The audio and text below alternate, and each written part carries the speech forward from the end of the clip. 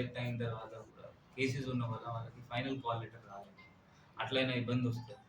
నా దగ్గర కూడా చాలా మంది వస్తారు, ఆ పాస్పోర్ట్ వచ్చింది, వీసా వచ్చింది, బట్ ఫైనల్ అక్కడ కంపెనీలో కువైత్లో గల్ఫ్లో పోవాలి అంటే కేసు ఉన్నాయి, మనం పోలీస్ వెరిఫికేషన్ ఇవ్వము. సో అందరు గాంజాతో దూరం ఉండాలి.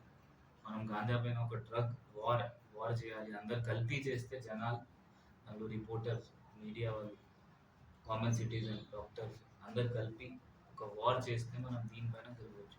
సో అందరితో అదే మంది మీకు ఏమైనా చిన్న ఇన్ఫర్మేషన్ ఉంటే మనం 100 డైల్ చేసేయండి. లోకల్ ఇన్స్పెక్టర్కి, ఎస్హెచ్ఓకి, డిఎస్పీకి, నాకు మీరు ఇన్ఫర్మేషన్ డైరెక్ట్లీగా ఇవ్వండి.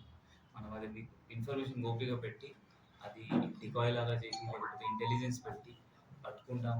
మన జిల్లాలో మనం గాంజా మినిమైజ్ చేయాలి, 100% రిమూవ్ చేయాలి, ప్రయత్నం చేస్తాం. దానికి అందరికీ చాలా 14 కేసెస్ ఆల్రెడీ అయినాయి. ఇది 15th కేసు ఈ సంవత్సరంకి. లాస్ట్ ఇయర్ కూడా 70 వరకు కేసెస్ అయినాయి.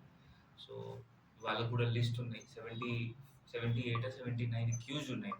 దాంట్లో ఇప్పుడు మన జిల్లా వాళ్ళు ఉన్నారు, బయట వాళ్ళు ఉన్నారు. వాళ్ళపైన సస్పెక్ట్ షీట్స్ కూడా ఓపెన్ చేయడం జరిగింది.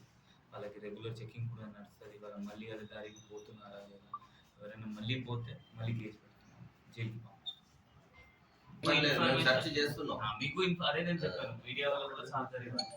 మీకు ఇప్పుడు ఇన్ఫర్మేషన్ ఉంటే ఈ జూనియర్ కాలేజ్లో లేకపోతే ఏమైనా ఈ కాలేజ్ గ్రౌండ్ వెనుక నైట్ టైం వాళ్ళు పిల్లలు పట్టుకుంటారు.